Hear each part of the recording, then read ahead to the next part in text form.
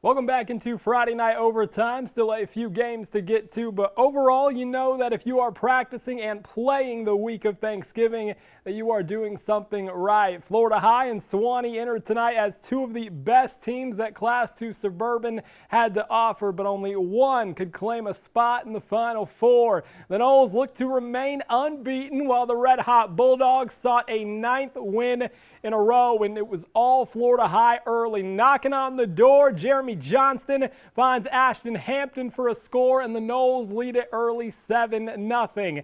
Then that Florida High defense would come alive. A tough start for the Dogs as big Eli Williams notches a sack, and the Noles, they led 10-0 after one. To the second we go, more from the home team. Brooks Hickman out of the Wildcat, and he will find a crease to get in. The Noles led by 10 at the break, and they are semifinal bound as they win big, 38-13. The Class I Rural Lafayette made the trip to Union County to meet the Fighting Tigers, and it would be all UC tonight. First quarter action, A.J. Cortez calls his own number, and at 6'4", he can move. He will go 80 yards to pay dirt to put UC on the board first. But the Tigers, they were not done. A little bit later, this time it's going to be Rayvon Durant breaking free, and he would make a house call, and the Hornets season would come to an end tonight, 41-6.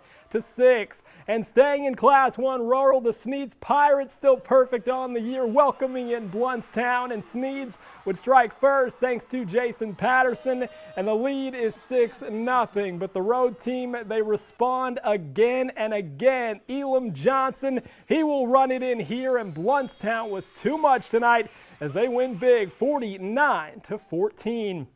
In 4A and GHSA action, Bainbridge gave top-ranked Cedartown all they could handle, but the Cats fall at home 26-21. And it would be a good night in the Hog Pen up in 7A as Colquitt County, they rolled tonight over North Gwinnett, 52-17. So what a night it was. A tough night for many, but we do have 3 teams moving on. Those state semifinals set for next week in Colquitt County, Munroe, and Florida High. They will all be there, as will we. But Florida State with a big win, as we mentioned at the top of the show, 9-3 now on the season, and they will have a chance to now finish with 10 wins in whatever bowl game comes next. But of course, you can find all of the highlights on the high school level. They will be on the website tonight on WTXL.TV. You can find for all of that. But until then, have a great night, everybody.